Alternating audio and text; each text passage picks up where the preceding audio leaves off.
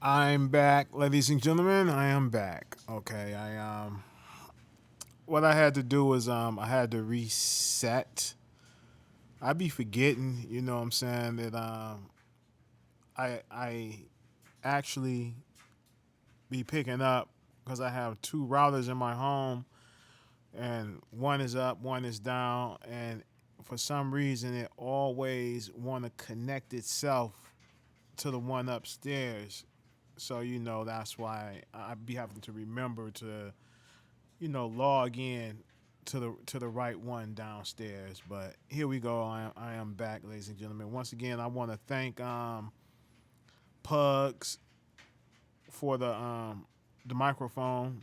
Thank you very much. You are very much appreciated. I like the sound quality of it already because I can hear a difference. And hey, Michelle, how you doing? I can hear a big difference in it already. And I want to just thank you. You didn't have to do that, but you did it, and all is good. And this is a nice microphone. It costs a nice little bit, but hey, it's cool. You know. Let me see here. I promised somebody I was gonna get them in here. Okay. Yeah, I'm back. What's up, Daily Poppins? Sounds smooth. Yeah, I like this. It's the Rogue NT1, microphone. It's my other one was a good microphone. It was a great microphone, but this is a greater microphone.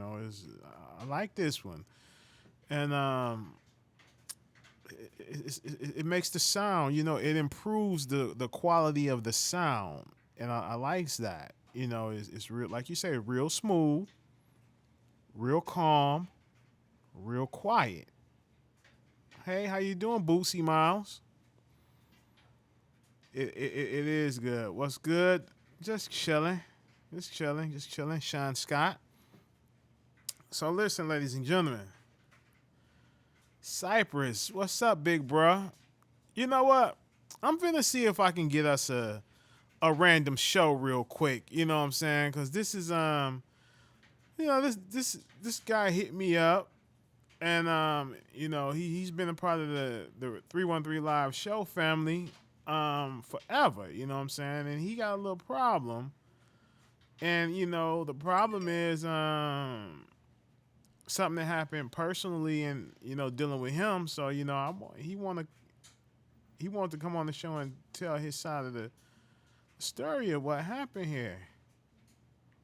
Let me see if I can get him.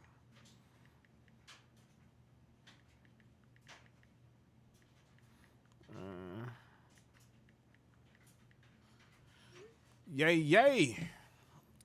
Everybody, how y'all doing? Hey, you know what? What's up, beautiful soul? How you doing? To everybody that's just coming in, what's up, Tony? Tanny? I would say Tony. The A is silent. Um, I'm thanking Pugs. What up, Anita? How you doing? Anita, I need a back rub. I likes that. That's smooth. I need a back rub. I need a back rub. I need a back rub. uh, uh, we we don't we don't talk about him. You know what I'm saying? He's listen. That dude is a nobody. He's pretty much done. You know what I'm saying? Let me just ask you guys, why are you guys worried about anything he has to say? Why are you guys worried about anything that he's trying to do? He's trying to come back. And when a person is desperate and trying to come back, what do? He's not getting the attention that he wants because ain't nobody thinking about him, you know what I'm saying? He needs me. He needs me to give him that attention. And I'm not giving him that attention. So if I'm not giving him that attention and I'm not going back and forth with him, what? He's useless. He's already done. You know what I'm saying? He's done. I done killed that already. Why do we this is my thing with you guys. Why are you guys worried about what he's doing? Why are you guys even anywhere that he's at. If he's there, leave. You know what I'm saying? Why are you guys giving these people your energy? Why are you giving them your views? Why are you giving them your subs? Why are you giving them anything? You know what I'm saying? Anybody that support him, why are you supporting them? You know what I'm saying? Why? Why would you want to support any YouTuber or creator that supports him? Why would you want to support anybody that brings him up on their panel and then try to justify what he's done? You feel what I'm saying? So if you guys can't understand that and don't feel it, then something is wrong with you. You know, I'm not going to go be nowhere where an idiot is at. You know what I'm saying? An idiot, you know, disrespect women all day long. So why is it that, you know, y'all want to be where he's at? Don't be where he's at. You know what I'm saying? I told you guys in the beginning he was a circus clown. And a circus clown needs what? Attention. He needs an audience. He needs an audience. And if a circus clown doesn't have an audience, then guess what? They can't perform. So you guys got to take his power away from him by not giving him attention. When you give him attention, then y'all gave him y'all power. You feel me? So other than that, we don't even want to talk about him over here. We don't even want to mention his name, his initials, because we are on so much more better than anything he's doing. He's better than anything he's ever done. What has he ever done or gave you guys as a YouTube creator? What has he ever created that you guys can say, well, wow, that was some great content that he gave us? What is it? Nothing at all. You can't say he's giving you anything that will make you want to even subscribe to him. The only reason you would want to subscribe is you being nosy just to see what he's doing, to see if he's coming at you guys or coming at somebody that you know. That's the only reason why. Don't give him that power. Don't give him that power. You feel what I'm saying? And that's pretty much that. That's all I can tell you. But once again, I'm going to continue. Thank you, Pugs. Thank you for the beautiful microphone that you sent over. It is beautiful. I appreciate you. And, you know, you didn't have to do that. You did it because you wanted to do that. You know what I'm saying? But enough of that. Enough of that. So, ladies and gentlemen, do anybody, you know, we ain't did a open phone line in forever. Do anybody want to call? The phone numbers, does anybody want to call in and, you know, chop it up, talk about some things? Because right now, look, when I tell you guys, these are some stuff that I'm working on right here, right? I got a lot of stuff I'm working on, right? And this stuff that I'm working on, ladies and gentlemen, you guys are going to love it. You know what I'm saying? So this coronavirus, this COVID-19 thing has, you know, interfered with a lot of stuff that I got going on. But we not going to cry about it because it's almost over and the inmates are going to be out soon. A lot of them are out now and, you know, a lot of them going to be back out and they can do what they need to do. Damn, I like this microphone. This is a great microphone, y'all. This is great. You know, I like this. Like this. Like this. What crazy nurse? There you go, crazy nurse Granny. You 100% right. If he doesn't have drama, he has nothing. So, you know, some people, how can I say it? You know, the crazy girlfriend type that always want to fuss and fight and argue with her boyfriend or whatever, and then the boyfriend's trying to walk away, and then the crazy girlfriend is gonna mess with him until he smacks her up a little bit. That's the situation that we have going on here. Is just we got a idiot that just wants to be accepted. He needs you guys. You guys. He needs you in a major way. So let me tell you something about these old hags and their panels, right? And I can't say it enough. Stop watching them old nags. They ain't what content do a lot of these old nags who support him, what content do they have? Have they given you any good content?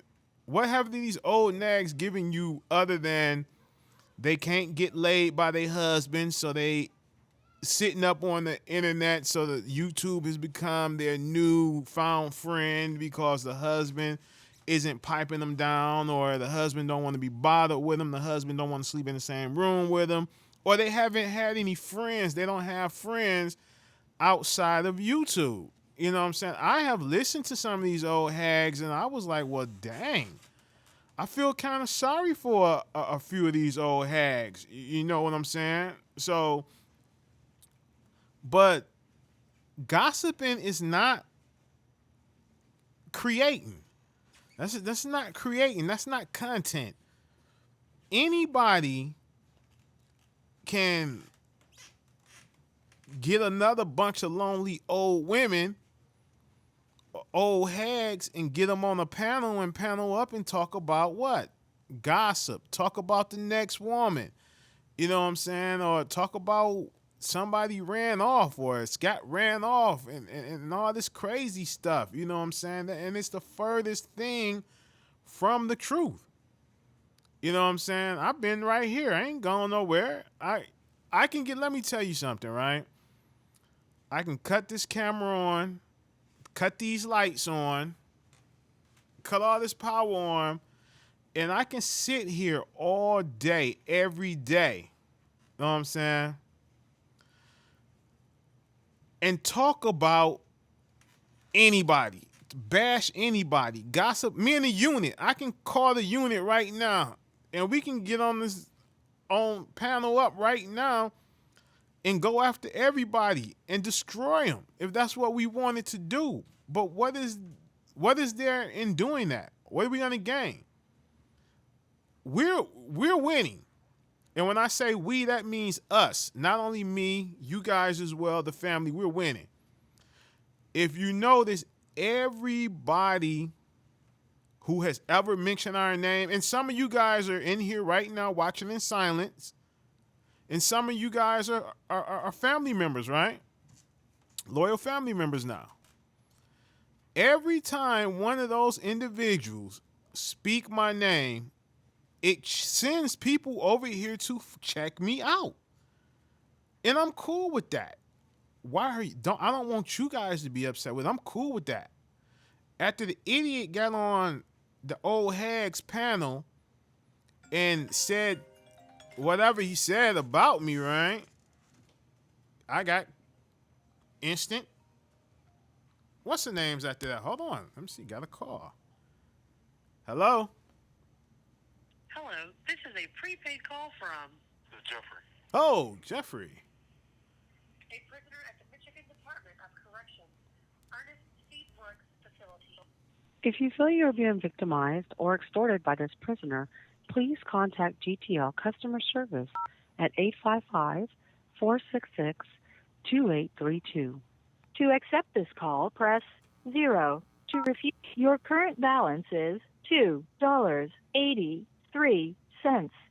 This call is from a correction facility and is subject to monitoring and recording. Thank you for using GTL. Hey, hello? Hey, what's up, Jeffrey? How you doing? You okay, brother? Hey, how you doing? Great. Okay. Phone cut out. I didn't know when you want to get back with you. And I remember you said after 7 o'clock it's good for you to talk. So. You know what, Jeffrey? This is God works in mysterious ways, brother. Because right now I am on a live with my audience right now, ladies and gentlemen. Okay. Let me introduce you because you're connected in, ladies and gentlemen. This is Jeffrey Pope. Jeffrey, would you explain to the Real World Podcast family who you are? Oh, okay. Hi, my name is Jeffrey Pope. I've been incarcerated now for 23 years. I got sentenced to 62 years to 110 for police shooting in a drug case. Now, they came in on a drug raid at my girlfriend's house, and that was the original thing. But when they came in, they didn't announce police, of course, because they're trying to get element of surprise. They don't want you to get rid of evidence, or they don't want you to get a weapon. So when they took them, I had a glass door. So when they kicked in the door, it took them a few times. So by them doing that, I'm thinking that it's somebody trying to rob. I don't think it's the police. Right. It was on Valentine's Day. Oh, you say something? Okay, go ahead. It was Valentine's Day. Okay. Yeah, it was on Valentine's Day, like in the morning, around like 10 in the morning. So, and I had like a glass door where you can look through the door, it's a see-through curtain, and I can see the silhouette of people on the screened in porch. So, like I said, I was thinking that it's someone trying to rob me, because I was in like a confrontation with another person over some marijuana, be specific. So then when they kicked in the door, and they had on like scully caps and all they had on was the dude had on like a iron-on jacket that said police. It was like a Mexican guy coming through the door, and the person I was having a problem with was a Mexican guy. So right in my mind thinking like this person I'm having problems with. So I end up, when I see him running through the house with a gun, I take off for the back door because I don't have no weapon. I was in the kitchen cooking. So at the same time, my girlfriend had some delivery guys dropping off a dryer. So the delivery guys were down in the basement dropping off the dryer at the same time. So the way the house was set up, it's a small house. It's like you got the living room, dining room, the kitchen. It's like a one-way entrance. There's really no walls in between it where it really like separates the living room, dining room. So like it's a straight see-through shot where you can look and see. Okay. So when I seen the guys coming to me, I took off for the back door. Now going to the back door to the kitchen, right? It's making like an L shape. Like he goes 3 stairs, go down to a landing. Then that landing that makes an L goes either down like 9 steps to the basement or go right up to the back door. So I made it to that landing, down the 3 steps to the landing, and that's where the Mexican guy met me on the landing. And me and him was like, he had my shirt, I had his shirt, and I was telling him he wasn't the police. He said he was the police. So we having this dialogue between each other for a few seconds. So right then behind me comes another guy, but he's like 3 or 4 feet higher because he's on the top of the landing and angled backwards. So I can see him from the waist coming down. So I see like his belt loops, or how I think like he got like a utility belt, like he got like a whole bunch of buckles on it. So for a split second, I thought, well, maybe it could be the police. Right. And right when I said that, I heard the officer say, "My gun." So my back is to him. So when I look back, I see his gun bouncing down the 3 little steps to the landing. And the other officer who arm I had, he noticed. So we all 3 of us went for the gun at the same time. So by the officer being up on the landing 3 steps higher, he being awkward, he bent over, he fell down to the bottom of the landing. So when we all went for the gun at the same time, the gun went off. So when after the gun went off, now I'm thinking like, man, they trying to kill me now. So when the gun go off, I end up with the gun in my hand. So when the first Mexican guy see me wrestling with him, he see the gun, he run off for the down in the basement. Now, remind you, my girl was just down in the basement with the delivery guys down in the basement with them, showing them where to put the dryer at. So I chased behind him with the gun. I shoot the gun one time, I try to shoot again, it didn't shoot. They ended up saying later that, I guess, after his touch with the gun, the clip fell out the gun. So there's only one bullet left in the chamber. So that's how I was shot one time. So when the gun shot one time, when it was again, I tossed the gun from me. I yelled, "I ain't got no gun." So I guess the officer, he pulled his gun out where he had took it at and shot me twice. So now I'm on the ground in my basement. I'm curled up in the fetal position. He tried to shoot some more. His gun jammed. So he resets the gun and shoot me 2 more times. Whoa. He shot me once in each leg and twice in the back at close range. Like I said, by me being a heavier set guy, I was blessed by God, basically, like I said, because like I said, all I could do was curl in the field position. Like I said, cause like I said, he's just standing up over me while I was on the ground and shot me a couple more times. So now the speed of story a little bit later. So I guess the first guy was a dog handler that came behind me and dropped his gun, Mm-hmm. and he ended up getting shot in the arm. So they take us, me and him, to the hospital. My girl is still in the house, so they trying to figure out about the search warrant. I guess I don't know if the search warrant they had was accurate or whatever, or they couldn't find it, or then they claimed they had to go get another search warrant because I had a whole bunch of cars at the house. Mm-hmm. But find out later, after I get my police reports from my trial attorney, after I told him to send me all my stuff, in the police report they talking about the search warrant had blood all over it. Mm-hmm. So it's all in the police report that they put this search warrant in evidence. The search warrant had blood on it. Said when they were taking the first officer out, they noticed that the search warrant was on the front at the front of the steps, so they picked it up and put it in a security whatever. But this search warrant never came to court. It never was seen. It never heard of. Mm-hmm. And by we hearing it, I tell my attorney. I had an attorney out of Detroit named Daniel Reed. Mm-hmm. I tell him about something about the search warrant because they said my girl said it's calling by her mother's name, and on top of that, they just washed it off saying we had to get another search warrant because he had a whole bunch of cars. We wanted to search his cars, make sure there wasn't no drugs and stuff in the cars. And but like I said, I don't know. Like I said, like my attorney he never came to the crime scene. He never even questioned any witness. Like I said, he never even let's say he let the search warrant stuff just not even letting go. And on top of that, when the search warrant they had, we had to have a hearing where the judge had to verify that he signed the search warrant because it wasn't signed and dated like his search warrant supposed to be. But he came in, I don't know, it was like a Walker hearing, some type of hearing they had. He came in validated, like I remember signing this search warrant because I normally do them at nighttime and I haven't do this one in the daytime. So he basically validated all that to give him cause because if the search warrant wasn't no good from the jump, then everything that happened afterwards would have got tossed out. Being that two officers that got shot in Jackson, they wasn't gonna let that go because that had never happened in so many years. Then you got, like I said, you have a black guy shooting an officer. Then they wanted to make example out of me. On top of that, Mm-hmm. then on top of that, my trial attorney told me to get.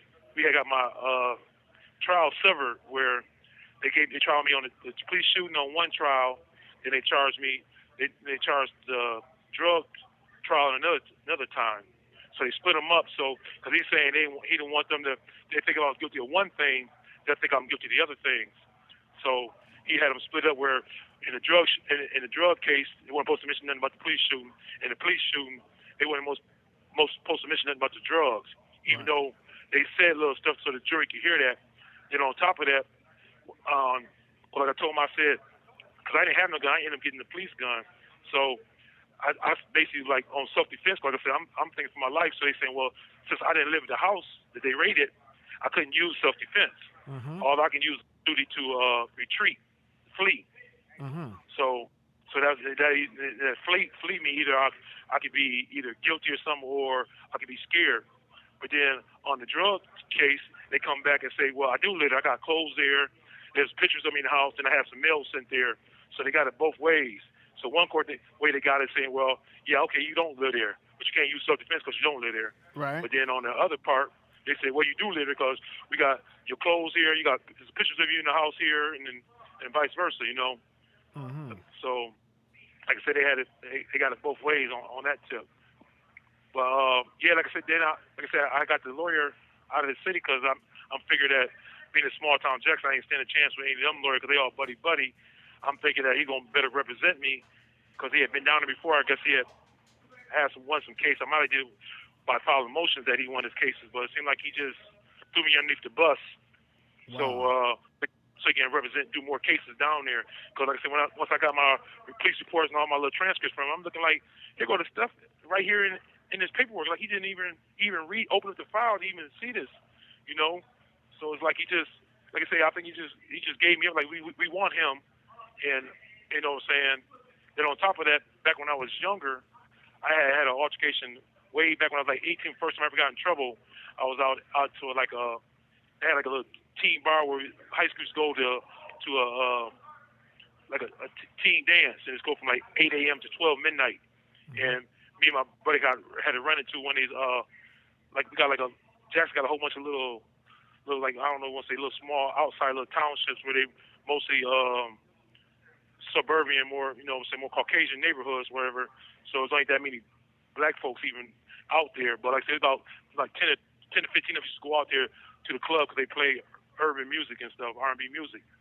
And I had an officer try to tell me because I had my driver's license and I drove out there. He said I couldn't drive my car, I couldn't leave, whatever. So I gave my keys to my friend. We ended up driving off, and they ended up bumping the charges, trying to say that we assaulted them with the motor vehicle and all that. But it ended up being reduced all down to resisting opposing. Well, the only thing it could have been because we just left the scene. So like I said, they had an attitude since then when I was 18 about this running I had with the police way back then. So add all that together. And like I said, had something against me. Like I said, because in Jackson, pretty much a lot of they all pretty much know you because being that I play sports, I just go out to the YMCA and play basketball against the police and the fire department on their lunch break. So they all had an idea of who you are and they know who you are in that town. It's not like a big city where they don't, say they don't know you. Right. And Jackson is, back in the day, I had some buddies that used to go down there and get their roll on. Jackson is kind of like a racist little town anyway, racist Right. city. So, you were a black man and they accused you of shooting disarming a police officer and shooting this police officer. Now, how did they say that you disarmed them?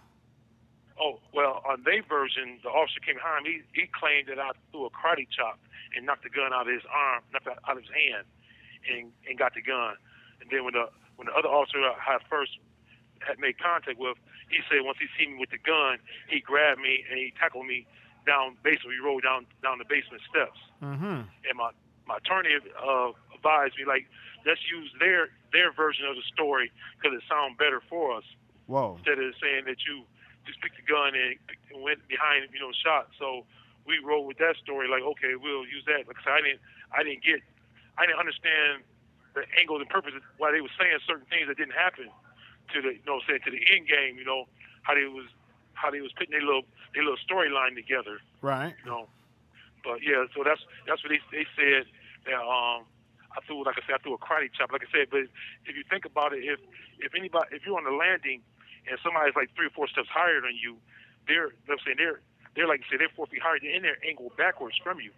So for me to even think about the knock his gun, he would have to have his gun held down past his knees, and I would have to, and I had to lean back because he's like say he's. You have 1 minute remaining. Don't worry. If the 1 minute go out, you hang up. You call back. If I have to add some money on the car, I will add some money on the phone. Go ahead. Just keep on. Okay. Yeah. So that like I said that didn't make sense. But then they use just like even what it said they had marked money on me, which I knew that couldn't have been possible because I just went that morning and to one of my buddies and brought some marijuana with all the money I had in my pocket. I had to pull out some extra money from elsewhere. So if it would have been impossible for me to even have, they had like the stripper girl was the one they brought as an informant to the house, and she claimed that she got the drugs from my girl, and my girl gave me the money.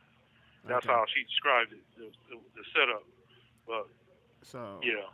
Wow, that's crazy. Now you say now one of the officers, Officer Gomez, what was his name? Gonzalez. Yeah. Okay. Was he a dirty cop that you know of any way? Thank you for using GTL. Okay, wow, ladies and gentlemen, we was just having an open conversation, and that open conversation turned into a show. You see how we do things with the Real World Podcast? You see how we do things. So why would I wallow in the mud, roll around in the mud with a bunch of pigs, a bunch of nobodies? Y'all getting the show. Wasn't even thinking about getting the show, but y'all getting the show. You feel me? Oh yeah, I'm going straight to the source. I'm not going no second and third hand and fourth hand. None of that garbage. You know what I'm saying? Let me pull out the bank card real quick because he's gonna be calling back. I gotta add this money on here. Got him. Let's do it, baby. Let's do it. Let's do it. Do it. Okay. When he call back, I'm add the money, and we good.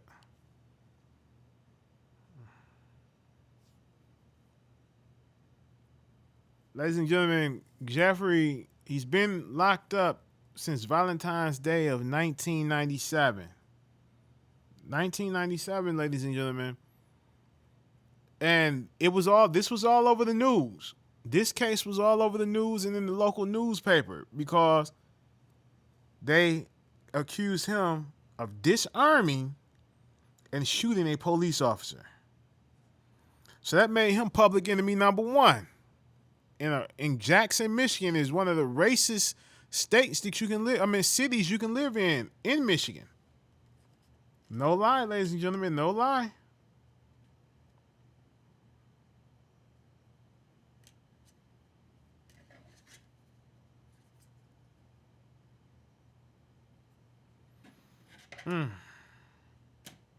It's crazy. Valentine's Day, yo. It's crazy. Okay. We waiting him to call back in.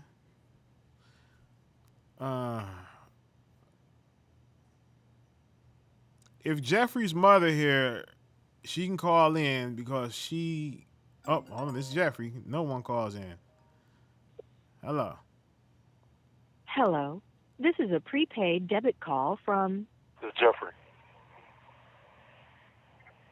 A prisoner at the Michigan Department of Corrections, Ernest C. Brooks Facility. If you feel you are being victimized or extorted by this prisoner, please contact GTL Customer Service at 855-466-2832. To accept this call, press 0. This call is from a correction facility and is subject to monitoring and recording. Thank you for using GTL. Hello? Yeah, we back. Okay, I thought I had to add some money. I guess it'll last. Yeah. Okay. Yeah, I called him. I called him mine. Oh, okay. Yeah. Go ahead. Yep. Gonzalez. Yeah, he was one of them officers that he made his name for himself. Back when Living Colors came out, he dressed up as like Homie the Clown during Halloween, and a dude sold him some drugs. You know what I'm saying? So that made a big name for himself. Like stupid criminal sells drugs to Homie the Clown, get busted. You know. So then he was one of them officers that lived like in a black neighborhood. They like a police house, and he's one of them that stayed in their house. So he made his name like that. Like I said, but I never had no interaction to him to this day. But since now he had been fired, he was like withholding evidence. They say he was messing with informants and stuff like that. So yeah, matter of fact, they fired him. He's a correction officer at Muskegon Correction Facility right now. And he's at the facility across the street from me. He's a correction officer over there. Okay. But he made, after my case, he made detective from being whatever. Because like I said, a lot of people came up like the top prosecutor. He's the head judge now. Then like I said, all the other little beat cops, whatever, they went to detective because they made like a big profile out of my case because they said guess no officer had been shot in Jackson in 60 or 70 years since this happened. So they made a big deal out of it like that. Right. And the officer really shot themselves. Now, let's talk back about your attorney. Did you have a court-appointed attorney or you paid for your attorney? No, I paid. I had paid Daniel Reeves $20,000 for the representative. It was him and his partner George Lyons, and they ended up setting up shop down in Jackson. Like I said, it was out in Detroit on like West Virginia Street somewhere. Like I said, I just heard about him from another guy saying that they was good attorneys. But like I said, once I seen everything, I'm like, he just basically told me I couldn't do no worse with a court appointed, you know. Right. So wow. Yeah, because Even the other guy that had the George Lyons, he had a real bad speech impediment. He stuttered real bad, and for like I said, Daniel Reed represented me for the drug shit. But on the drug case, Daniel Reed didn't show up. He said George Lyons. Like I say, he couldn't make a full sentence without stuttering real bad. So I'm looking like, how are you gonna represent somebody? Because he had told me first he was good on the paperwork. He did the briefs and all that. But then they end up leaving him to represent me in the drug case.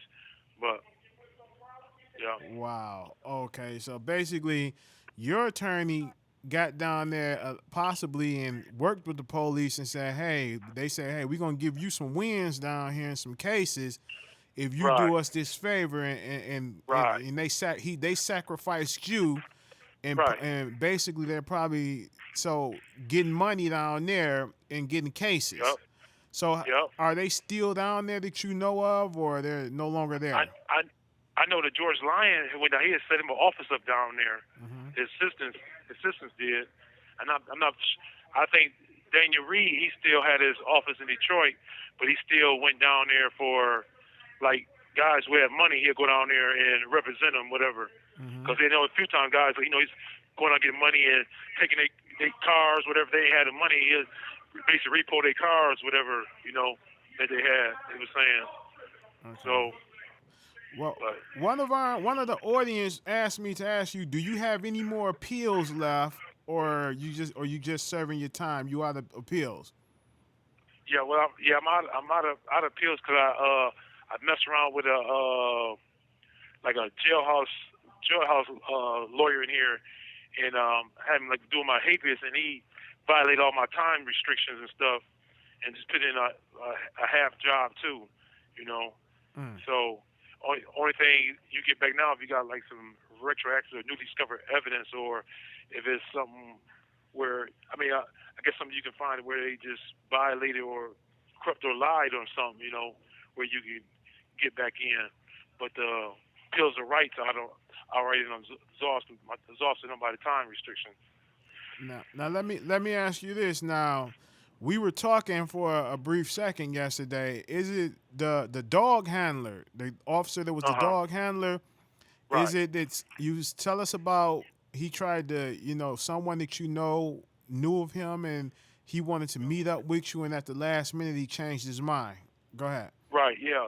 Yeah. I had this girl I grew up with, and she was like, I forgot what type of committee she's on, but she had reached out to him, and he's like, his name Timmy Charltran, Mm-hmm. and he wanted to talk to me, but he kept thinking it was some type of like I don't know, some like some scheme, some plotting, like it's a trick or something, like I don't like he didn't basically like he didn't want to go against his brothers, his boys in blue, whatever. But I heard that he was he was in church now, and because even on his house reports, it has him down as self-inflicted, saying that he shot himself. He don't know who shot him, like I said, because he fell down to the bottom of the landing at our feet, and that's when the gun went off. You know what I'm saying? Didn't no one there really have possession of the gun when he got shot in the arm.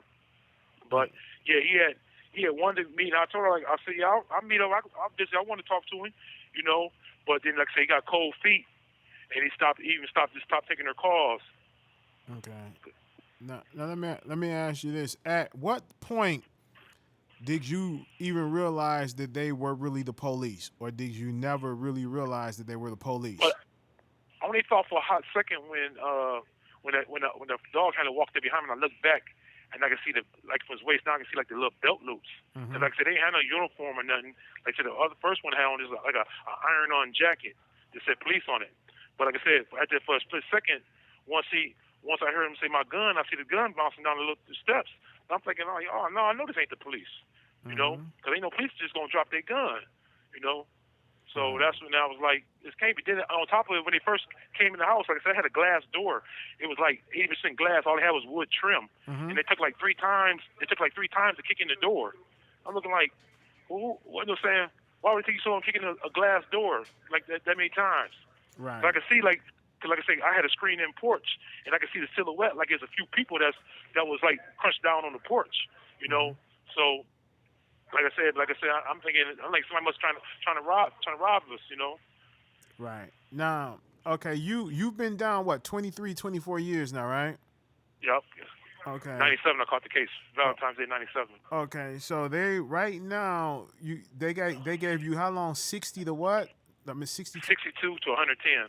62 to 110 years. So just say Yep. you got, let's see, they want you got another 59 years to go before, or I no, got no, another 40. 49 was Yeah, it? my earliest out date would be 2059, I believe it was.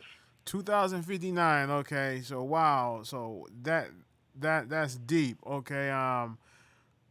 Ooh, shoot.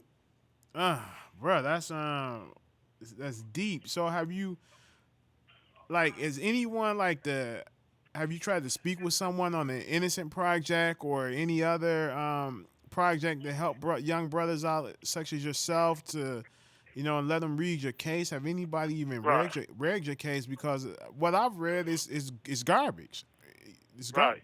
Yeah, like I said, I tried. Like I said, I had a contact like the Michigan Innocent Project, but they mostly was dealing with cases dealing with DNA.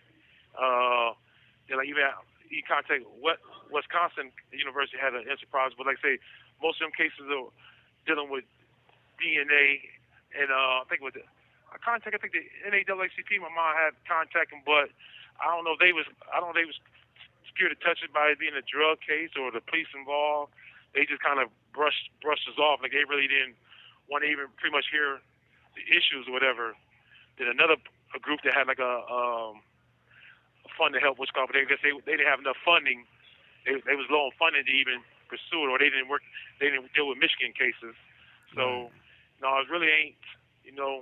Besides, like I said, I just ended up doing a commutation thing, but I don't know. That has to go through the pro board. Then it goes back to the prosecutor table and the judge. And like I said, the head prosecutor on my case, he's the top judge in Jackson now, Right. John McBain. So I don't know how much weight that will hold. You know, so like I said, 'cause most of all them came up off of my. That's what they all got famous off my name, pretty much. Yeah, so you were the big fish that brought all of them up Right, and expand and excelled their careers. Now, so right, basically, if the dog handler, he seems as he wants to do the right thing. right, If he could, we can get him to talk. That's a possibility that he will be willing to come forward to bring that new evidence.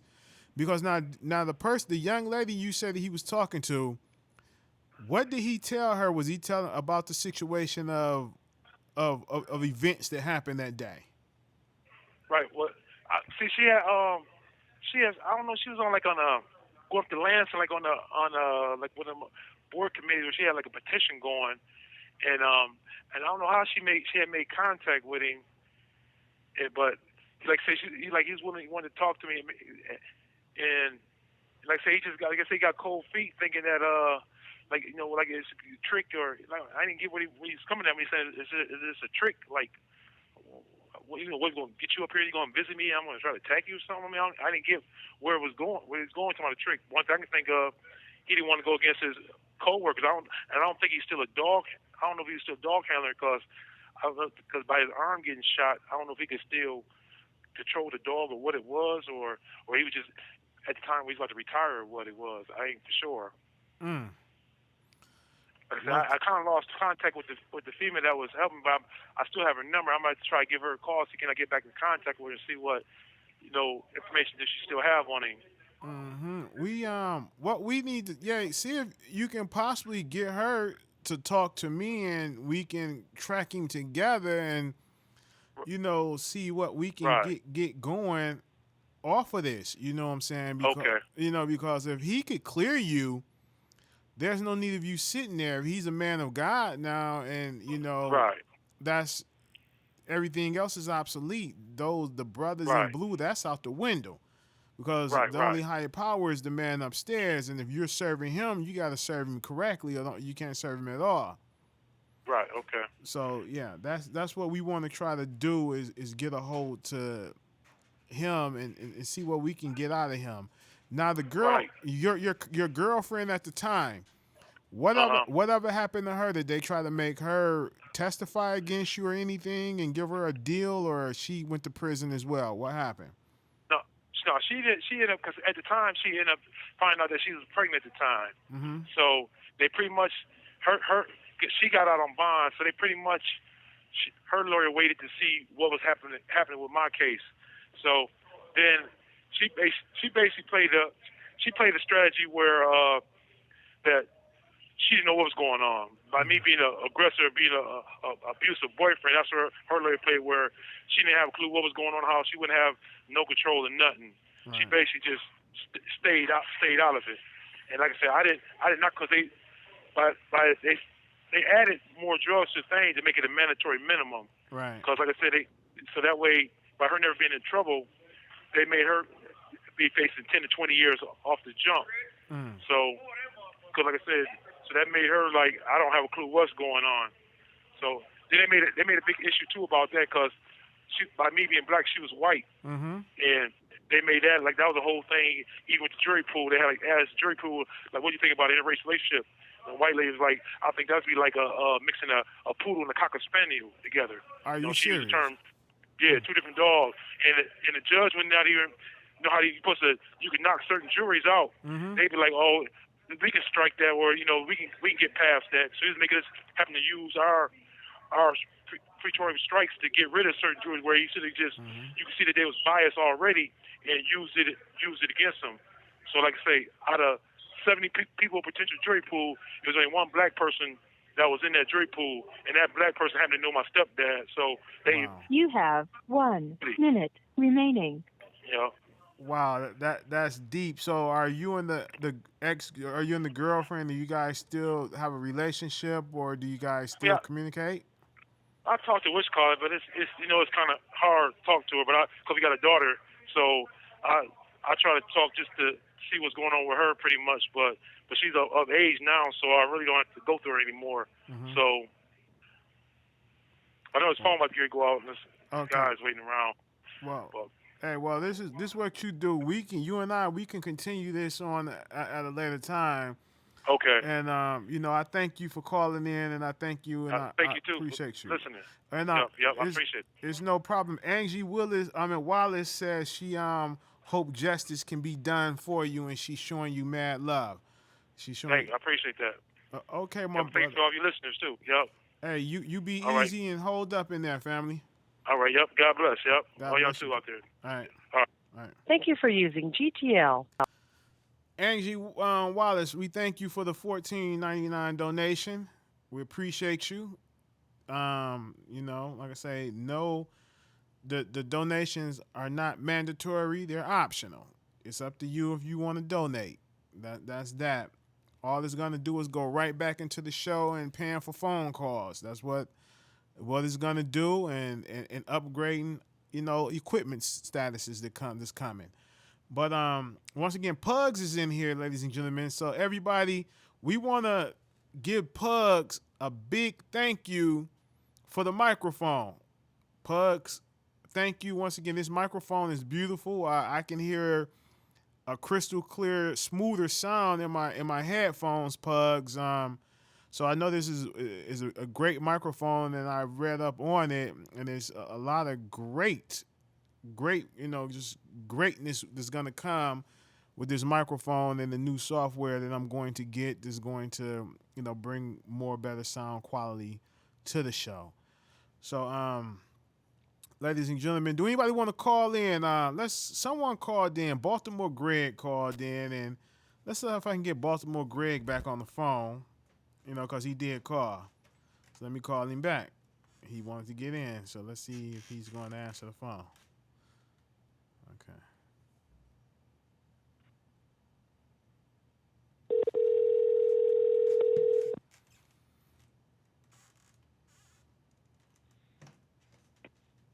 Yo, what up, Well? What up, Baltimore Greg? The interview is over, and you're live on the show, family. What's going on? Ain't nothing, man. Just wanted to touch bases with you, brother, and see you still doing your thing, man. I check you out every chance I get. Mm-hmm. Come on, you already know, brother. You already know. Hold on one second, Greg. Hold on one second. Oh, Oh, all never right. mind. They going. They going. But yeah, man. You know, you've been with me Day one, brother. day one, brother, with the 313 Live show, and you riding with me over here. So Hey, day one. so yeah, I, a lot of 313 Live show family, they starting to come over now since I done you know, I'm done, you know, bashing, riding on a certain individual. You know, they was like, oh, we don't want to see you do that, real. You got too much talent. We don't want to see that. And that's understandable. So I told them after I get through doing what I was doing, then I'll let them know and make a video and let them know, hey, y'all can come on now. Y'all can come on home. Everything is crystal clear and free.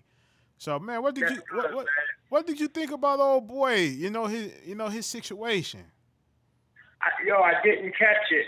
And I thought he was just a regular dude talking. So what I usually do is, if I don't catch a live show, I rarely catch it because normally I'll be at work. Mm-hmm. And now that I got another position on my job, bro, I don't get a chance. So I got to go back, usually in the daytime or in the morning, and listen to him. Mm-hmm. So I got to come back to you on that. Mm-hmm. So I'll be listening to it tomorrow morning. But what I had called for, too, was another thing because I wanted to holler at you about this. I couldn't think of the main thing. It slipped my mind. But one of the main things I've been wanting to tell you for months is about Reggie.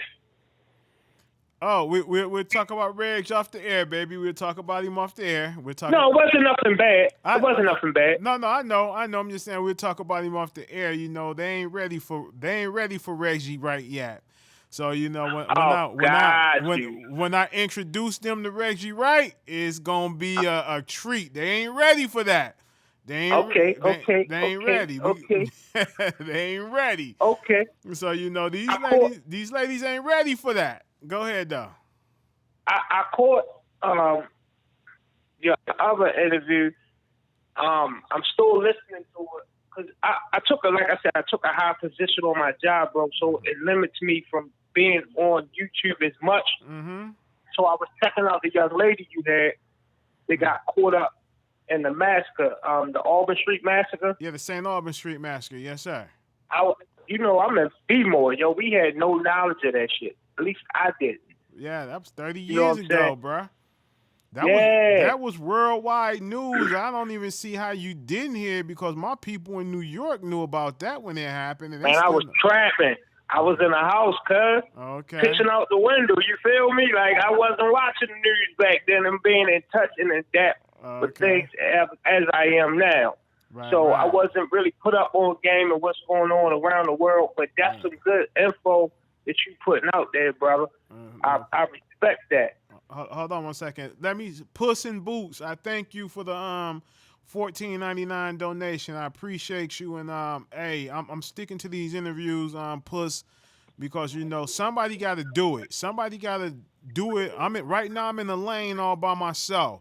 So you know, in a minute, other people gonna get in that lane and imitate and duplicate what I'm doing. So right now, let me go on it and do what I'm doing and taking it run with it, because I'm gonna always be the top dog of this type of interviews over here with the true crime. I'm not saying I'm the king of the true crime community, but the style that I'm doing over here with bringing y'all the perpetrators, I'm the king with that. You know what I'm saying? So right now, while I'm in my lane by myself, let me enjoy it, because you know there's gonna be imitators and duplicators coming real soon.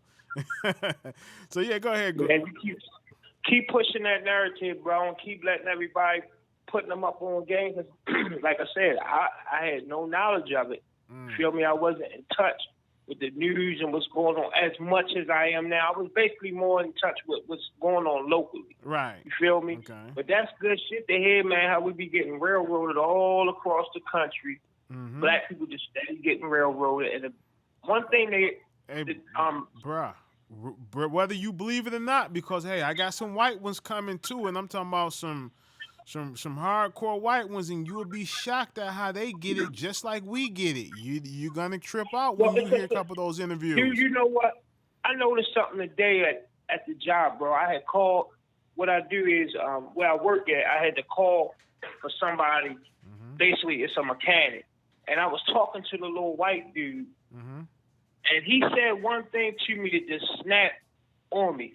Yeah, they get it too, and the reason they get it because you classified. If white people, from what I see, is if they look at you as a white person Mm-hmm. and they see that you got any type of swag, bro, you're labeled as a wigger. And if you're not as a wigger, you're not labeled on their side. Right. So when I told him, I asked man who was talking, and he was like talking about another white individual I work with. He was like, yeah, dude don't really be trying to help show me anything. Like, he won't help nobody. He won't show us what to do. Mm-hmm. So he's a mechanic. He's calling for a higher mechanic, but the higher mechanic on bigger equipment, he just saying that, if I need him to start this piece like a farm tractor or something, and he can't start it, he basically saying that the guy who has knowledge on starting it won't really help him. But then when you look at him, the little white boy got goals in his mouth. He got swag. So the white guy who's the other white guy, he probably a wigger. So they don't, that's in certain cases, if you on the wrong side of the fence, even if you white, they'll throw you straight the fuck away. Like, excuse my language, they'll throw you away, brother, like it's nothing. They'll just go right on and continue on to with their people. If they see you as one of them, that's who they roll with. That's just my personal, from what I see going on. Mm-hmm. And I work with white people all day long, and I work with straight black people all day. I'm talking about straight off the block people. Mm-hmm. To where this guy just got the job, and he just straight off the block, and this guy been on the job, and he might have been there for 20 years, black and white. Mm-hmm. So I see the different attitudes, and I'm up on a higher position now, whereas though I work with more the white guys that wear the khakis and the shirt. I work with them as well as the dudes who just coming in off the street, who just got maybe 4 to 5 years on this job. Right. So I see different views, man. So I'm not surprised. Right. I'm not surprised. I see that's how they do us, man. But one thing about black people, man, we are the most forgiving people on this earth. No doubt. That's the bad thing. People do shit to us, and we'll forgive them. Now listen. Let me tell you, this is what I learned. Like I said, because I've been doing this since I've been doing this inmate thing, and like all week, I've been doing like people haven't heard from me and nothing because I've been talking to other inmates on the phone, and I've been getting their what's going on, and it's I've talked to a few white guys. So I got some stories coming on them guys, right? And one of them, he said some stuff that was like, he was like, every white man is not a racist. And that's true. True that. Like every black man isn't a racist, right? And his exact words of this was like, okay, you know how the black guys come in and join the nation of join the Muslims for protection, so they won't be messed with, because the Muslims is the biggest community in prison, right? So if you mess with the Muslims, you got a big fight on your hand, right? Yeah. Now, a lot of timid young white boys come in there, right, as well, and they don't have any protection. So a lot of them join up with the Aryan Brotherhood in prison for that protection while they there, and then when they out of prison, don't even look back at the Aryan Brotherhoods. But so for sure. And so they make it now. You gotta wear their ink. You gotta wear that swastika now, right? Yeah. So a lot of them, when they come home, what they do, they go get it covered up. And I've noticed, I talked to a homie of mine, right, do tattoos. And he said it's amazing how a lot of those young, and it coincides with what this guy told me. And he's like, that's true. A lot of those white guys, when they come home, they come straight to the tattoo parlor, get in the chair, and cover them swastikas up. Yeah. And don't look back at them. Don't look back at those guys. So, like I said, I got some great interviews coming. And, it's the stuff is deep, man. I mean, these are some deep cases. And, one of the guys I talked to, he's a straight up killer. It was like, yeah, I killed him. I sure did. And went into detail and everything. So, we talked for about 15, 20 minutes. And he said, yo, I'm going to give you my full story. Everything is good. You know what I'm saying? So to make sure I got him, I went and put $50 on his conversary, right? Like, bam, you know what I'm saying? It's shouting, emails like, yo, this is from the Real World Podcast family. Man, that dude Hey, been look. he been emailing me every day, dog. Like I got y'all, I'm on y'all. You know what I'm saying? Hey, listen. On that note, because Mhm. you said that, I got a real good friend of mine, right? Mhm. Man, it's my dog. And just to let the family know, I take care of him because me and really my brother is all he got, right? Mhm. We met this guy working down the job. And mind you, I got a great job, brother. You know what I mean? I'm able to take care of my family for the rest of my life. While I'm here, Mhm. and I'm in the process of setting up generational wealth. Exactly. I ain't rich. I'm just comfortable, but I work hard every day. I get up, go to work. So we got one of the best paying jobs in the city of Baltimore, really in the state, Mhm. but especially for a minority. So I say that to say the guy who I'm talking about had the same job. Mhm. He lost his job. He got hurt, lost his job, and he went out on a he went out for a while. I think I can't really remember why he went out. I'm gonna have to ask him what caused him to go out initially from the job.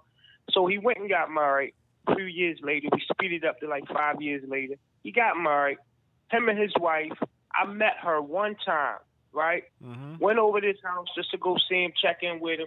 And I never forget because when I came upstairs out the basement with him, just down there, we smoking and talking. So, all right, man, I'm ready to cut out. I go upstairs, leave. Hey, man, that's my wife right here. I met her. Hey, sister, how you doing? Blah, blah, blah. She introduced herself. I introduced myself. She was sitting with her friend. So I'm like, damn, this is a nice bar right here. Like, they had a little bar when I come in your house and I see the little bar with all the liquor on it. It was one of them type of little bars. Mhm. I never forget that.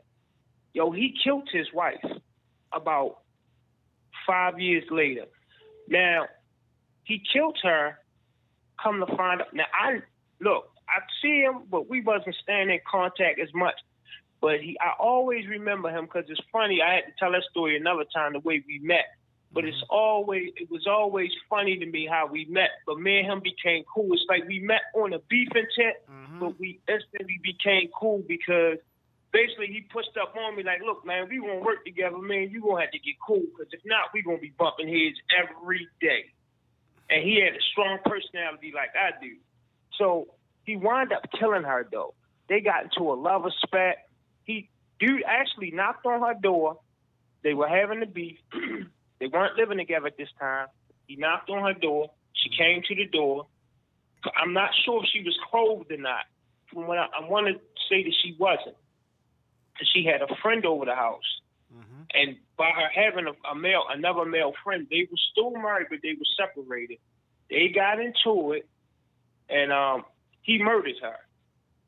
Chased the dude in the house, chased the dude out in the house. He murdered him. Then he waited for the police to come.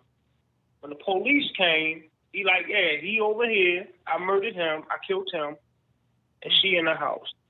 Now, he killed her. Come to find out, when I finally talked to him and asked him, like, damn, man, what happened? What went through your mind to do that? He said the dude had AIDS. He had full-blown AIDS. And he found out, and he went to go confront them about it. He in prison right now doing life plus 50. He told me, I did it. He said, I'm not going to take that back. I did it. He said, I sleep good every night because I don't have no bad karma or conscience about it. He said, because, to me, I did what I had to do because that man was having sex with my wife and he was 100% HIV positive. So is he HIV positive? Him and her wasn't sleeping together. Oh, okay. Oh, they wasn't sleeping together because they was. That's a good question though, because I don't know how long the relationship lasted. But if you ever want somebody else to talk to an inmate, he a real good brother. I take care of him though. Hook me up. I hit his books up. Why don't you put that dude on my phone, right? Give me my phone number. I'm gonna text you the main number that he can have. I'm gonna give you the main number too. So whatever I got the calls. Don't worry about that. I cover all calls. I pay for the calls, so he Oh, ain't. he good. I take he good too. And I take it. Look, I just sent him in Baltimore you can get. It's funny to say that they can do it, but you can get PlayStations and shit. I just bought him a PlayStation. Man, that man got life plus 50. Yeah. He's not going nowhere. It's funny because he's not the only. I got family members that's doing shit like life. I think he got life plus 50 because I know my kid's mother cousin got life plus 50. He robbed a gun store. They killed the white man. He's never coming home. But the thing about people with that much time is they conceive in their mind that they coming home. Yeah, because there's a couple of them here that I'm spoke to, and they really believe they're coming home. Yeah. Yeah.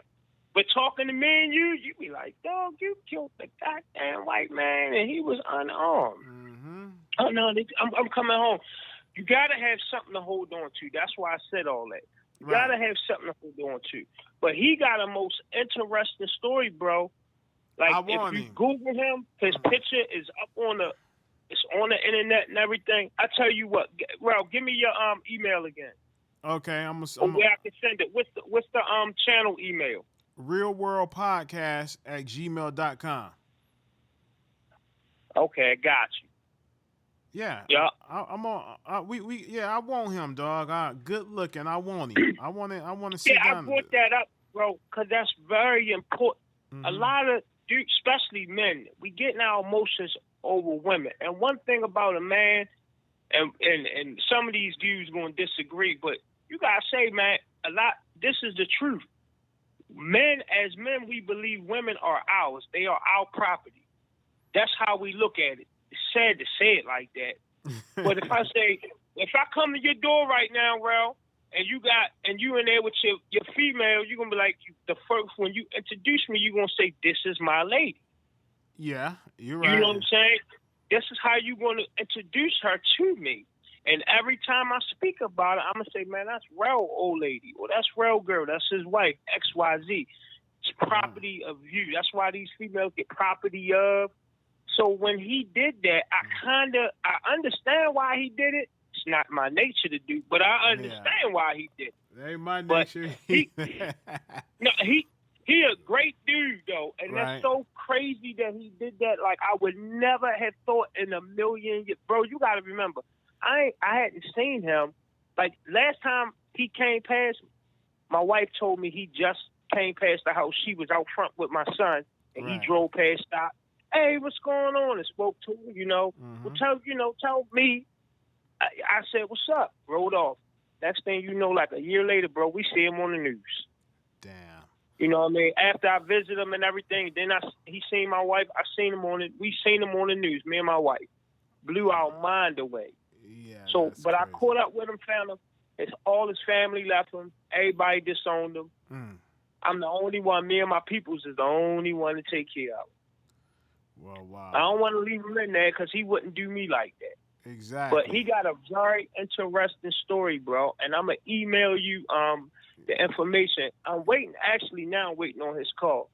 So if he don't call me tonight, he'll call me tomorrow. I want you to give him my number and tell him to call me. I want to interview him. You know what? But you know what? This is what I do on every Sunday morning, right? When I get up on Sunday, because I got several homies that's in the joint themselves, right? Right. I grab my credit card, and the first thing I do is I go to each one of their accounts, and I throw money in their accounts. I throw $50 to $100 in their account every Sunday. That's my thing, to take care of them, make sure they good, because these guys did put in a lot of work for me when they was out here. You know what I'm saying? So just because they locked up, that doesn't mean I'm not gonna look out for them. You feel me? Because that $50 to $100 go a long way for those guys that's in there that I personally know. You feel me? Hey, how you doing, James? I see you. What's up, James? James Hudson. I see you, brother. Yeah. Hey, bro. I'm telling you now, I found that man because me and my brother kept talking about him. I was like, dude, I been found him. I told you that because I was looking for him when I heard about it. I'm not going to disturb you while you're going through your court trial. I'll catch you when I knew he was getting sentenced. Right. So I waited till he got sentenced. Once he got sentenced, I found him. Now I found him. They on quarantine now. So they only get to come out on a whole tip, and he in one of the wildest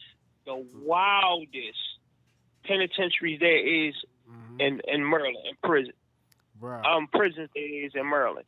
He in what they got a new one they just built that's in Cumberland, Maryland. That's where he at. But he'll give you the whole inside. He be telling me about it all the time. His phone calls and all that. He's straight.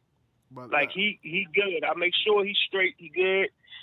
And I'm going to definitely pass that message along, man, so he can pass some knowledge on it and tell the youngsters out there, you know, the youngins, the do's and the don'ts, man, because that place ain't nowhere you want to be at, because it'll make a grown man cry at night. Man, I'm telling you, like, hey, listen, like I say, I got a few interviews lined up, man, and this COVID-19 stuff, man, it's messing up a lot of interviews because these guys a lot of prisons is not letting everybody out like they supposed to do these phone calls. You know what I'm saying? So, but we about to come off lockdown. Yeah, they get ready to come off here. Let's see, and they get ready to come off next week because the dude, oh man, this $1 million jury heist dude. Man, he got he got a story, dog. He got a story. Yeah. $1 million jury heist. Yo, you going in the right down. Listen, bro, it's a lot of channels out there. They started like that. The one dude I be listening to, he do interviews, and he started just by telling stories. Next thing you know, he interview a lot of people. Wow. Like, people want to hear that shit, man. Most It's definitely. entertaining. I listen to it all day. Dude, that's how I get a chance to catch up all on all your channels. Because I'm looking at you, and I'm like, well, what the hell is that? And I seen your face. That's what drew me over. I'm like, oh, my man changed this channel.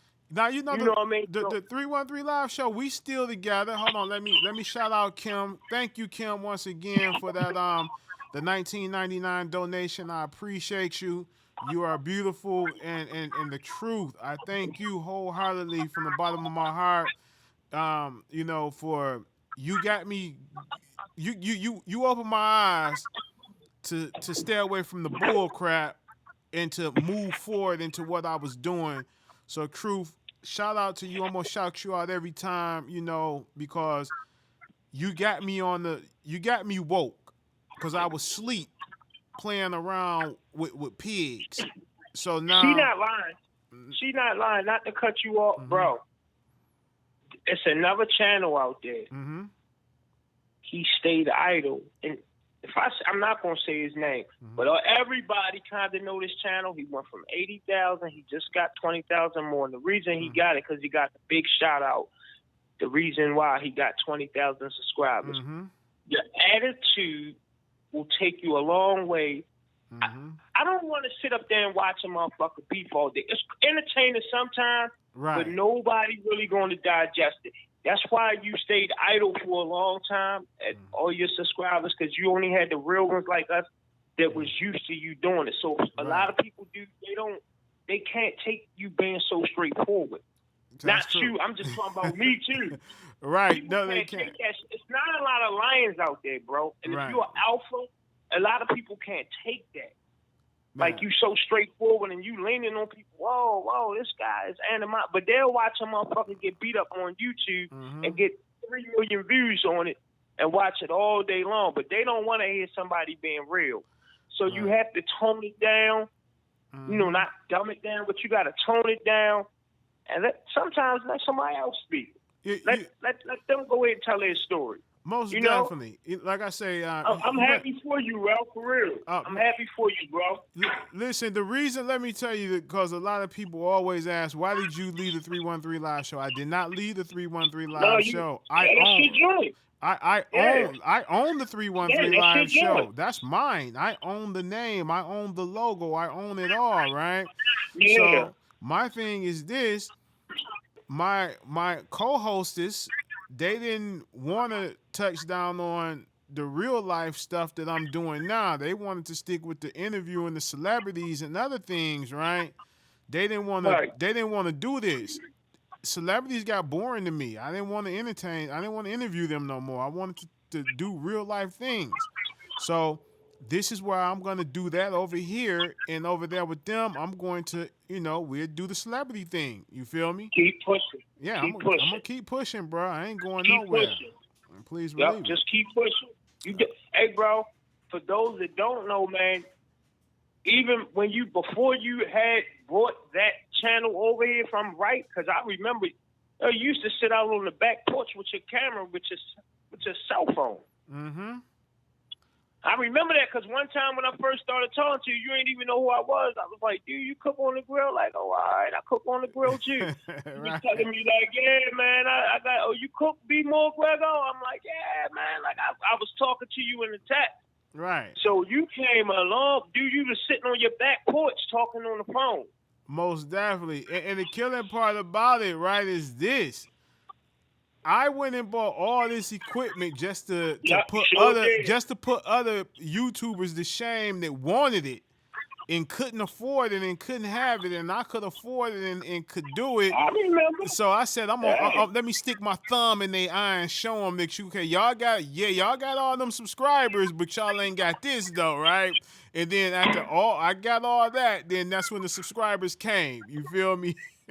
Yeah, you had the green screen, bro. You was trying it out on us. You was like, does this work? Like, how does this look, y'all? Because you was trying the different backgrounds and that, man, bro. Yeah. I've been with you for a long time. Most definitely. I remember you was trying it out. You was like, hey, y'all tell me, does this work for me? Like, is this good? What this look like? Hey, I remember, man. Keep pushing, man. Oh, I'm pushing. You won't find your niche, bro, as though you can really blow. Though you always look good. This is it. This is it right here. Yeah, but it seems like you want to, you always did want to get your voice out there to be heard so you can let other people be heard. Most definitely. And this your outline right here. I like this narrative, man. Keep going with that. Oh, man, no doubt, fam. Hey, Grego, I appreciate you calling in, baby. I'm going to open the line and let somebody else call in. But I'm gonna text you my direct line. Ben, I'm going to hit you on your email. Ben, I'm going to text you my direct line, all right? All right, do that. I got you. All right, family. Restore the standard. All right, bro. All right, baby. Peace. All right. Do anybody else want to call in? Does anybody else want to call in? They can call in and we can, we can chop it up, Okay. Yes.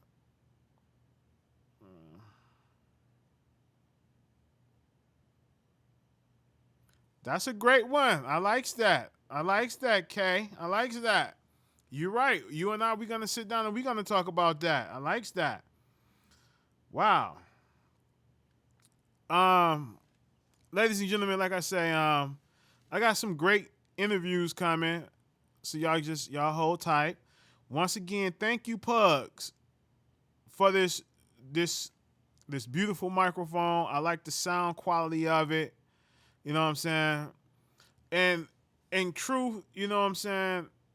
Thank you, Truth, that last conversation that you and I had, you had me thinking, man. You really did. And you got me from over there to over here. You know what I'm saying? So thank you, and I thank all you guys for, riding with me, you know what I'm saying, through all the bull crap. And it is what it is. Look at us. We still standing. We still standing strong and shining. You know what I mean? So we ain't going nowhere. I didn't build my channel and then dip. I'm right here.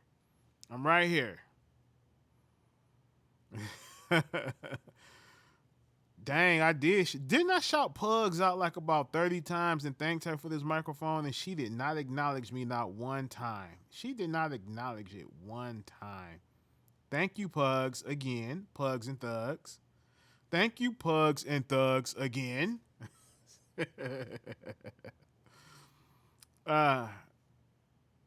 All is good. Hey, Truth, you are that deal. You are that deal. I got you covered, Truth. You know that. I mess with you. So, ladies and gentlemen, I just started out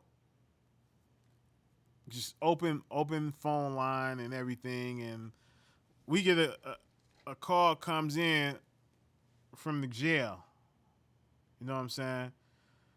Baltimore Greg. Wow. Thank you, brother, for that $20 donation. Wow. Thank you, guys. I appreciate you.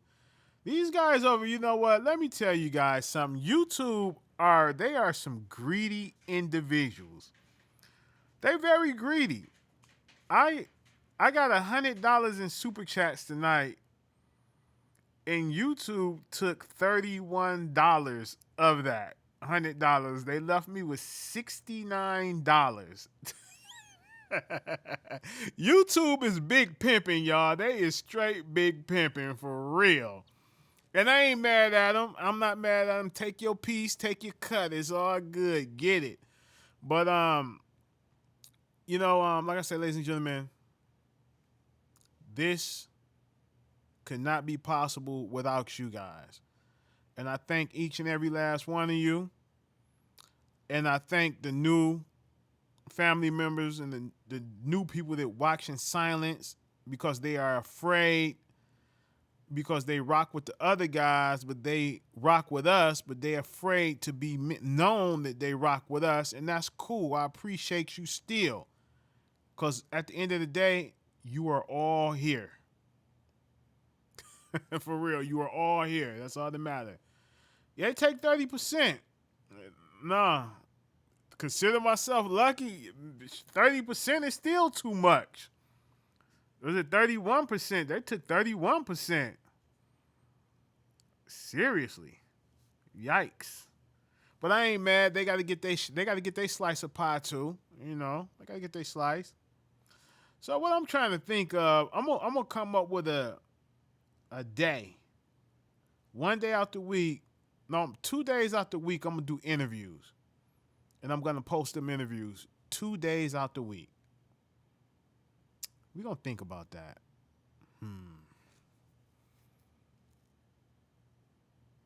Yes, I do have PayPal. No, I ain't got PayPal. I just got the Cash App thing.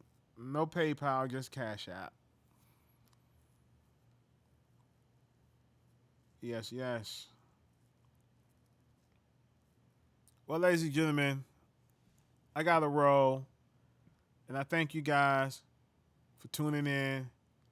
And somebody, when they get the opportunity, if I don't do it first, I need somebody to go to the timeline where Jeffrey calls in and put the actual time stamp in so people can go to it. You know what I'm saying? Peace and love. Thank you guys. I love you all. All you guys are the greatest. You guys are beautiful. You guys are wonderful. You know, all of this is because of you guys. So we all win. So a win-win situation for all of us. Peace and love, ladies and gentlemen. I'm out of here. And I'm not going nowhere. Stop listening to those rumors. I'm not going nowhere. All right, now, True. Peace and love, everybody. I'm out.